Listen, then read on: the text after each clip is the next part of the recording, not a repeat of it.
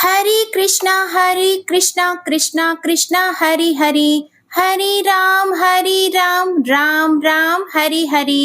हरे कृष्णा। आप सभी भक्तजनों को सावन मास के कृष्ण पक्ष की कामिका एकादशी की हार्दिक शुभकामनाएं। आज की इस वीडियो में आप सुनेंगे कामिका एकादशी की व्रत कथा, एकादशी माता की कथा और एकादशी माता की आरती। कामिका एकादशी को श्री हरि का सबसे उत्तम व्रत माना जाता है। इस एकादशी की कथा भगवान श्री कृष्ण ने धर्मराज युधिष्ठिर को सुनाई थी। इससे पहले राजा दिलीप को वशिष्ठ मुनि ने सुनाई थी, जिसे सुनकर उन्हें पापों से मुक्ति और अंत में मोक्ष की प्राप्ति हुई थी। धर्मराज युधिष्ठिर भगवान श्री कृष्ण से कहते हैं कि भगवान, मैं आपको कोटि कोटि प्रणाम करता हूँ। मैंने आपके श्रीमुख से आषाढ़ मास के शुक्ल पक्ष में आने वाली देवशयनी एकादशी का महात्म्य सुना। हे मधुसूदन, अब आप मुझे श्रावण मास के कृष्ण पक्ष की एकादशी के बारे में बताइए। तब धर्मराज की यह बात सुनकर मनोहर मुस्कान वाले भगवान श्री कृष्ण कहने लगे, हे धर्मराज, जो प्रश्न अभी अभी तुमने किया है वही प्रश्न लेकर परम शुद्ध भक्त देवर्षि नारद एक बार सृष्टि के रचयिता श्री ब्रह्मा जी के पास गए थे। उस समय उन दोनों के बीच में जो वार्तालाप हुआ, इसको मैं तुम्हें सुनाता हूँ, तुम ध्यान पूर्वक सुनो। ऐसा कहकर भगवान श्री कृष्ण कथा कहना आरंभ कर देते हैं। भगवान श्री कृष्ण कहने लगे कि हे धर्मराज, एक समय की बात है जब इस चराचर जगत में भ्रमण करते हुए भगवान श्री हरि के परम भक्त देवर्षि नारद अपने पिता श्री ब्रह्मा जी के पास पहुंचे। आप तो जानते ही हैं कि नारद मुनि सदा विचरण करते रहते हैं और उनके मन में सदैव कोई ना कोई जिज्ञासा और लोकहित के लिए कोई ना कोई प्रश्न होता है। हाँ, ये भी परम सत्य है कि उनका प्रश्न सदैव मनुष्यों के हित के लिए ही होता है। तो ऐसा ही एक प्रश्न उन्होंने श्री ब्रह्मा जी से पूछा। कहने लगे, हे कमलासन, हे परमपिता, पवित्र श्रावण मास की कृष्ण पक्ष में कौन सी एकादशी आती है? उसकी पूजा विधि क्या है? इस दिन किसकी आराधना करनी चाहिए और इस व्रत से क्या लाभ होता है? कृपया मुझे बताइए। नारद मुनि की बातों को सुनकर, उनका प्रश्न सुनकर श्री ब्रह्मा जी कहने लगे, हे नारद, लोक कल्याण के लिए जो तुमने मुझे प्रश्न पूछा है, अब उसका उत्तर भी सुनो। श्रावण मास के कृष्ण पक्ष में आने वाली परम कल्याणी एकादशी को कामिका एकादशी कहा जाता है और ये एकादशी इतनी पावन, इतनी पवित्र होती है कि उसके स्मरण और श्रवण मात्र से ही वेदों में वर्णित वाजपेयी यज्ञ करने का फल प्राप्त हो जाता है। जो मनुष्य इस एकादशी के दिन चतुर्भुज रूप में शंख, चक्र, गदा और पद्मा धारण किए हुए भगवान श्री हरि की पूजा करता है, उसे जो फल मिलता है उसे सुनो। जो फल गंगा, काशी, नैमिषारण्य और पुष्कर स्नान से मिलता है, वह विष्णु भगवान के पूजन से मिलता है। जो फल सूर्य और चंद्र ग्रहण पर कुरुक्षेत्र और काशी में स्नान करने से, समुद्र वन सहित पृथ्वी दान करने से, सिंह राशि के बृहस्पति में गोदावरी और गंडकी नदी में स्नान से भी प्राप्त नहीं होता, वह भगवान विष्णु के पूजन से मिलता है। जो मनुष्य श्रावण मास में भगवान श्री हरि का पूजन करते हैं, उनसे देवता, गंधर्व और सूर्य आदि सब पूजित हो जाते हैं। अतः पापों से डरने वाले मनुष्यों को कामिका एकादशी का व्रत और विष्णु भगवान का पूजन अवश्य में करना चाहिए। पाप रूपी कीचड़ में फंसे हुए और संसार रूपी समुद्र में डूबे मनुष्यों के लिए इस एकादशी का व्रत और भगवान विष्णु का पूजन अत्यंत आवश्यक है। इससे बढ़कर पापों के नाशों का कोई उपाय नहीं है। हे नारद, स्वयं भगवान ने यही कहा है कि कामिका एकादशी के व्रत से जीव कुयोनि को प्राप्त नहीं होता। जो मनुष्य इस एकादशी के दिन भक्ति पूर्वक तुलसी दल भगवान श्री हरि विष्णु जी को अर्पण करते हैं, वे इस संसार की समस्त पापों से दूर रहते हैं। विष्णु भगवान रत्न, मोती, मणि तथा आभूषण आदि से इतने प्रसन्न नहीं होते जितने तुलसी दल से होते हैं। तुलसी दल पूजन का फल 4 भार चांदी और 1 भार स्वर्ण के दान के बराबर होता है। हे नारद, मैं स्वयं भगवान की अति प्रिय तुलसी देवी को सदैव नमस्कार करता हूँ। तुलसी के पौधे को सींचने से मनुष्य की सभी यातनाएं नष्ट हो जाती हैं। दर्शन मात्र से सब पाप नष्ट हो जाते हैं और स्पर्श से मनुष्य पवित्र हो जाता है। कामिका एकादशी की रात्रि को दीपदान तथा जागरण के फल का महात्म्य चित्रगुप्त भी नहीं कह सकते। जो इस एकादशी की रात्रि को भगवान श्री हरि के मंदिर में दीपक जलाते हैं, उनके पितर स्वर्ग लोक में अमृत पान करते हैं तथा जो घी या तेल का दीपक जलाते हैं, वे 100 करोड़ दीपकों से प्रकाशित होकर सूर्य लोक को जाते हैं। अंत में ब्रह्मा जी ने नारद जी से कहा, ब्रह्म हत्या तथा भ्रूण हत्या आदि पापों को नष्ट करने वाली इस कामिका एकादशी का व्रत मनुष्य को यत्न पूर्वक अवश्य करना चाहिए। व्रत करने पर तो सभी कामनाओं की पूर्ति होती ही है। इस कामिका एकादशी के महात्म्य को श्रद्धा पूर्वक पढ़ने या सुनने वाले व्यक्ति के समस्त पाप नष्ट होकर उसे विष्णु लोक की प्राप्ति हो जाती है। बोलिए श्री लक्ष्मी नारायण भगवान जी की जय। अब आप सुनिए कामिका एकादशी की व्रत कथा। कामिका एकादशी की कथा के अनुसार किसी गांव में एक पहलवान रहा करता था। उस गांव में ब्राह्मण भी रहा करते थे। पहलवान का स्वभाव बहुत ही क्रोधी था। वह बात बात पर क्रोधित हो जाया करता और किसी से भी झगड़ा कर लिया करता। एक दिन की बात है, गांव में ही एक ब्राह्मण से उसकी बहस हो गई। बहस इतनी बढ़ गई कि उन दोनों के बीच में हाथापाई होने लगी और इसी हाथापाई के बीच पहलवान के हाथों से ब्राह्मण की हत्या हो गई। अपने हाथों से मारे गए ब्राह्मण की क्रिया उस पहलवान ने करनी चाहिए, लेकिन पंडितों ने उसे क्रिया कर्म में सम्मिलित होने से मना कर दिया। ब्राह्मण ने कहा कि तुम पर ब्रह्म हत्या का दोष है, पहले प्रायश्चित करके इस पाप से मुक्त हो जाओ, तब हम तुम्हारे घर पर भोजन करेंगे। तब वह पहलवान पूछने लगा कि हे महाराज, इस पाप से मुक्त होने का क्या उपाय है? तब ब्राह्मण ने उसे बताया कि श्रावण मास के कृष्ण पक्ष की एकादशी को भक्ति भाव से श्रद्धा पूर्वक भगवान श्री हरि का व्रत और पूजन कर ब्राह्मण को भोजन कराकर दक्षिणा देकर उनसे आशीर्वाद प्राप्त करने के बाद ही तुम्हें इस पाप से मुक्ति मिल पाएगी। तब पंडितों की बताई हुई विधि के अनुसार व्रत करने वाली रात में भगवान श्री हरि ने उस पहलवान को दर्शन देकर कहा कि मैंने तुम्हारा व्रत स्वीकार किया है, अब तुम्हें ब्रह्म हत्या के पाप से मुक्ति मिल गई है। इस व्रत को करने से ब्रह्म हत्या, भ्रूण हत्या आदि सभी पापों का नाश हो जाता है और ऐसा व्यक्ति इस लोक में सभी सुखों को भोगकर अंत में श्री विष्णु धाम को जाता है। जो भी भक्त सच्चे मन से कामिका एकादशी के इस महात्म्य को सुनता अथवा दूसरों को सुनाता है, उस मनुष्य को भी अंत में स्वर्ग लोक की प्राप्ति होती है। बोलिए माता लक्ष्मी और भगवान श्री विष्णु जी की जय। अब सुनिए एकादशी माता की कथा। एक बार एक राज्य में एक राजा रहा करता था। राजा बहुत ही बुद्धिमान और बलशाली था। राजा सदा ही अपनी प्रजा का बहुत अच्छे से ध्यान रखता था। प्रजा भी राजा को बहुत पसंद करती थी। राजा की 2 बेटियां थी। राजा अपनी दोनों बेटियों से बहुत प्रेम करता था। राजा की छोटी बेटी देखने में बहुत सुंदर और आकर्षित थी और राजा की बड़ी बेटी छोटी बेटी के मुकाबले थोड़ी कम सुंदर थी।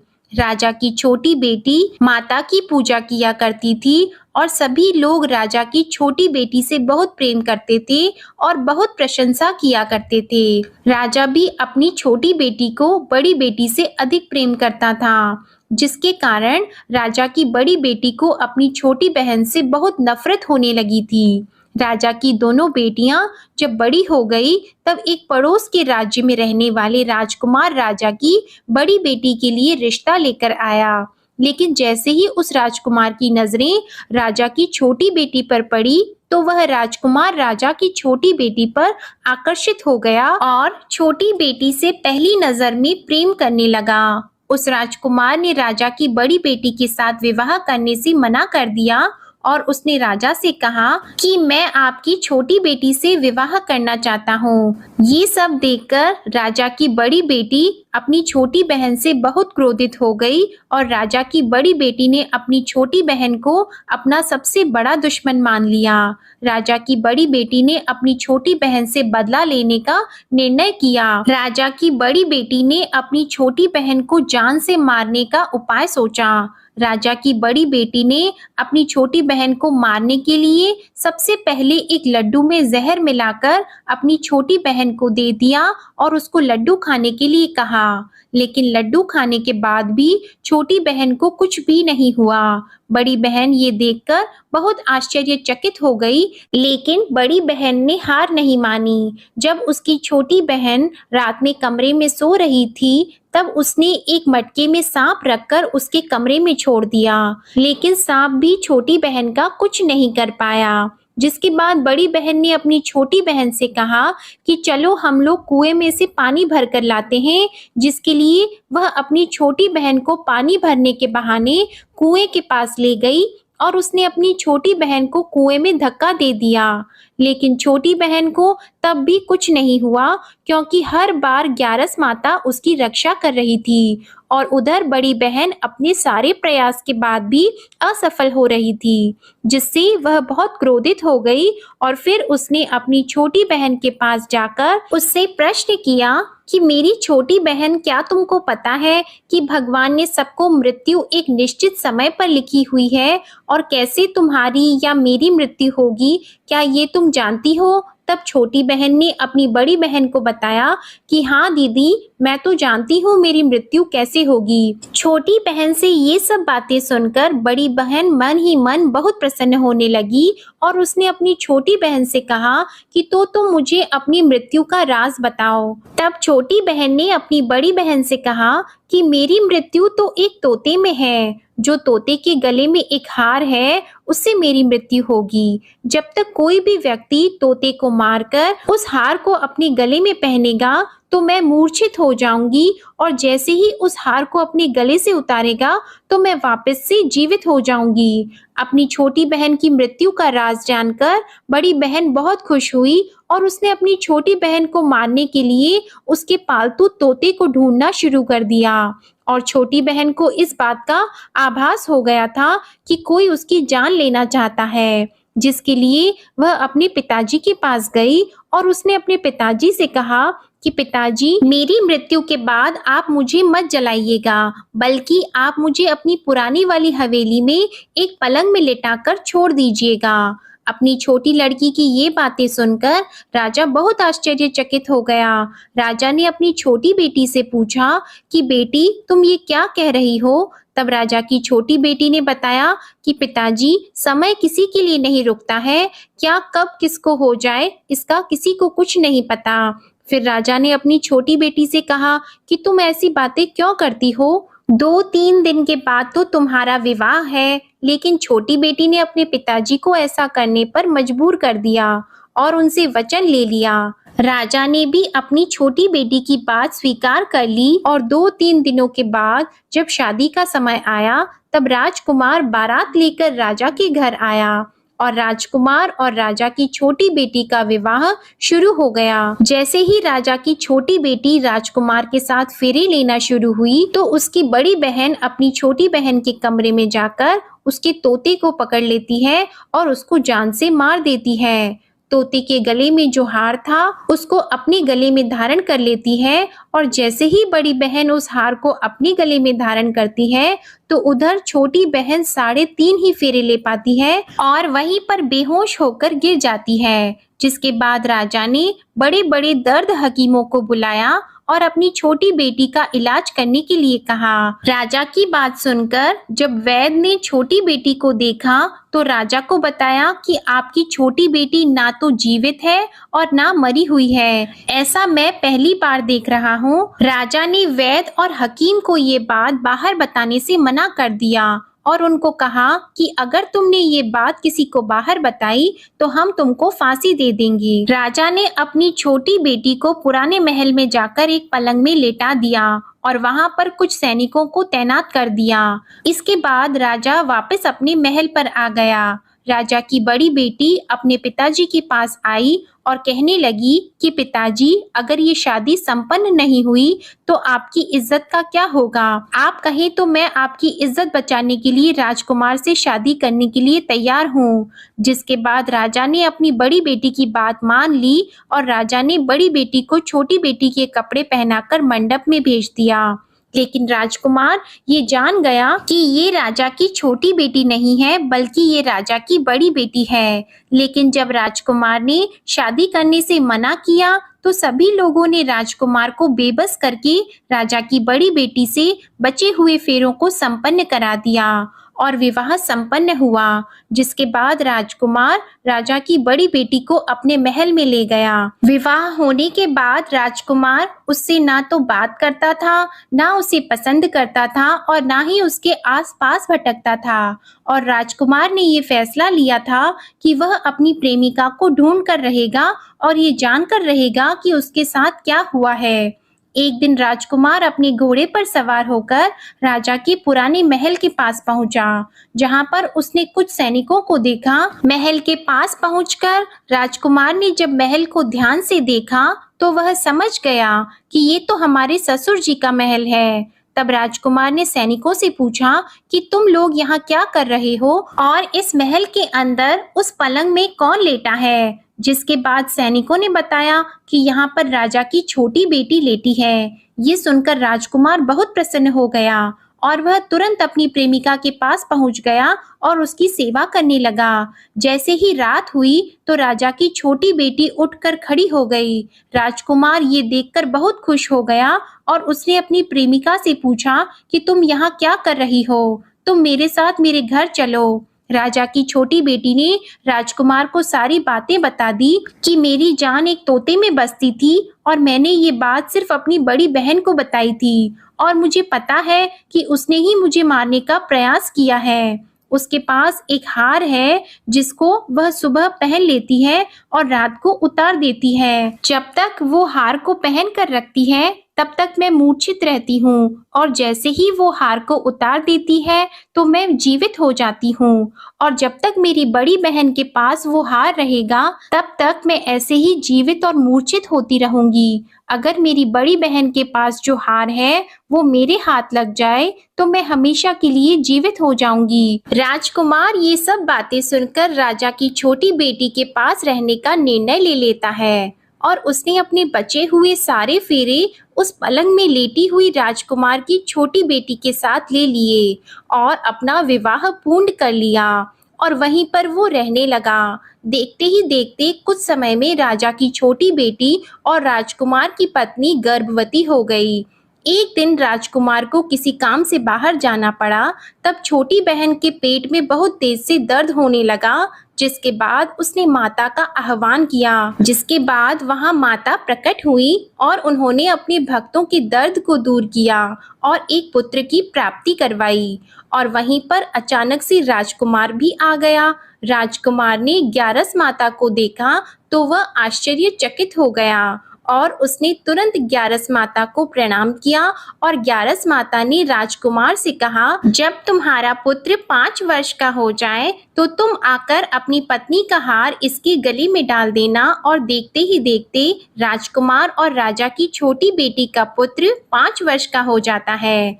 तो राजकुमार अपने बेटे से कहता है कि बेटा मैं कुछ काम से बाहर जा रहा हूँ, तुम अपनी माता का ध्यान रखना, और वहां से चला जाता है।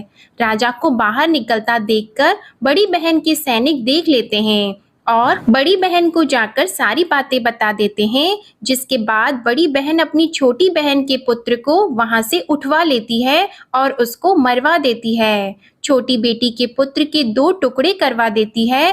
पहला टुकड़ा चक्के के पास छुपा देती है और दूसरा टुकड़ा अपने पलंग के नीचे रख लेती है। अब ग्यारस माता भिखारी का रूप लेकर आती है और एक भिखारी का रूप रखकर बड़ी बहन के पास चली जाती है, जिसके बाद वहां पर भिक्षा मांगने लगती है। तो बड़ी बहन अपने नौकरों से कहती है कि जाकर भिक्षा दे दो, लेकिन जैसे ही नौकर ग्यारस माता को भिक्षा देने के लिए आते हैं तो माता उन्हें मना कर देती हैं और कहती है कि मैं तुम्हारी महारानी से ही भिक्षा लूंगी। जिसके बाद बड़ी बहन स्वयं ही भिक्षा देने के लिए माता के पास आती है। तब माता एक बिल्ली का रूप लेकर उसके कमरे में चली जाती है और वहां पर छोटी बेटी के पुत्र के 2 टुकड़े को आपस में जोड़ देती है और उसे जीवित कर देती है। फिर उसे वहां से ले जाती है। राजकुमार अपने बेटे को लेकर अपनी पत्नी के पास जाता है और उसे कहता है कि तुम इसका ध्यान रखना।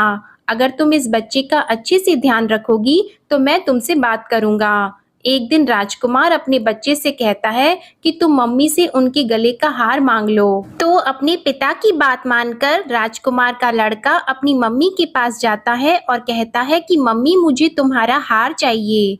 यह सुनकर पहले तो बड़ी बहन बहुत क्रोधित होती है, पर उसको यह याद आता है कि राजकुमार ने कहा था कि अगर मैं इस बच्चे का ध्यान अच्छे से रखूंगी तो वह मुझसे बात करेंगे, जिसके कारण वह हार उस बच्चे को दे देती है और वह तुरंत हार को ले जाकर अपने पिताजी को दे देता है। और तभी राजकुमार अपने बेटे को लेकर वहां से जाने लगता है और अपनी पत्नी से कहता है कि तुम हमारे लिए खाना बनाकर रखना, मैं शाम को आकर तुम्हारे साथ खाना खाऊंगा। और वह अपने बेटे को लेकर वहां से चला जाता है। जिसके बाद वह राजा के पास जाता है और उनको सारी बातें बता देता है। राजा अपनी बड़ी बेटी की ये करतूत सुनकर बहुत क्रोधित होते हैं और अपनी परवरिश पर ही दोष देने लगते हैं। राजकुमार को अपनी छोटी बेटी के साथ रहने के लिए आदेश दे देते हैं। इस प्रकार ग्यारस माता की कृपा से राजकुमार और राजा की छोटी बेटी सुखपूर्वक रहने लगे। प्रेम से बोलिए एकादशी माता की जय। प्रेम से बोलिए माता लक्ष्मी और भगवान विष्णु की जय। माता पार्वती और भगवान शंकर की जय। कथा के बाद अब आप आरती श्रवण कीजिए। ओम जय एकादशी माता, मैया जय एकादशी माता। विष्णु पूजा व्रत को धारण कर, विष्णु पूजा व्रत को धारण कर, शक्ति मुक्ति पाता। ओम जय एकादशी माता। तेरे नाम गिनाऊं देवी, भक्ति प्रदान करनी, मैया भक्ति प्रदान करनी। गण गौरव की देनी, गण गौरव की देनी, माता शास्त्रों में वरनी। ओम जय एकादशी माता। मार्गशीर्ष की कृष्ण पक्ष की उत्पन्ना विश्वतारिणी जन्मी, मैया उत्पन्ना विश्वतारिणी जन्मी। शुक्ल पक्ष में हुई मोक्षदा, मुक्तिदाता बन आई। ओम जय एकादशी माता। पौष के कृष्ण पक्ष की सफला नामक है, सफला नामक है। शुक्ल पक्ष में होए पुत्रदा, आनंद अधिक रहे। ओम जय एकादशी माता। नाम षटतिला माघ मास में कृष्ण पक्ष आवे, मैया कृष्ण पक्ष आवे। शुक्ल पक्ष में जया कहावे, शुक्ल पक्ष में जया कहावे, विजय सदा पावे। ओम जय एकादशी माता।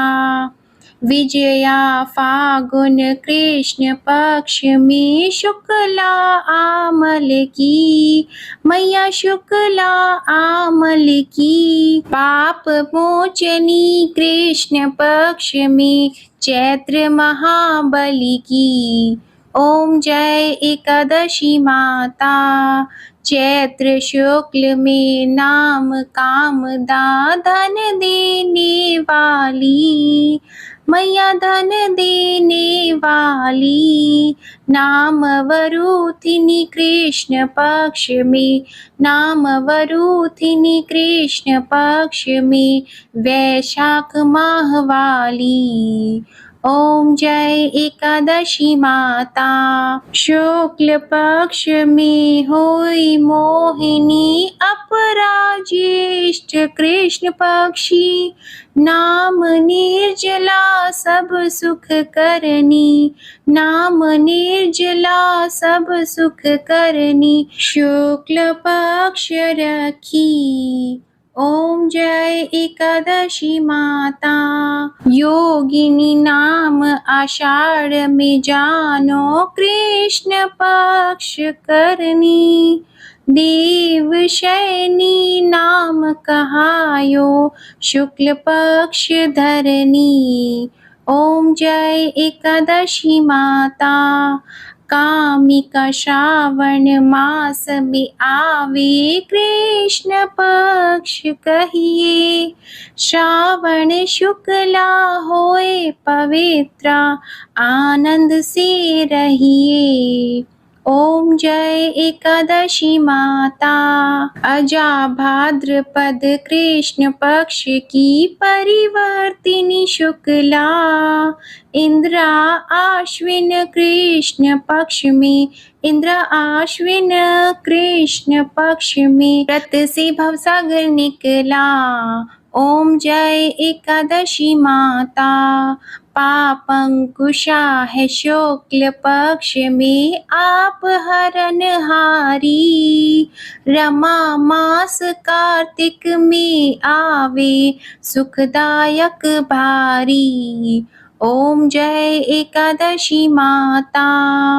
देवोत्थानी शुक्ल पक्ष की दुख नाशक मैया, मैया दुख नाशक मैया।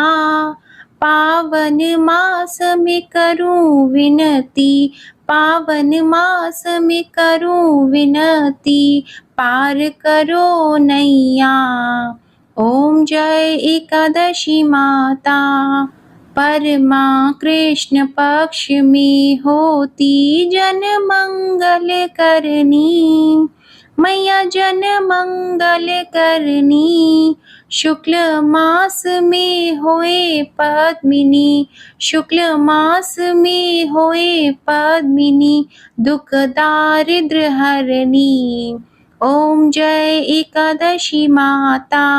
जो कोई आरती एकादशी की भक्ति सहित गावे, मैया भक्ति सहित गावे।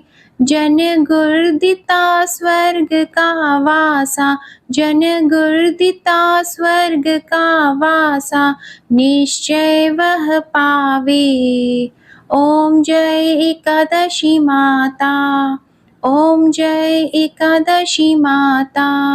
ओम जय एकादशी माता।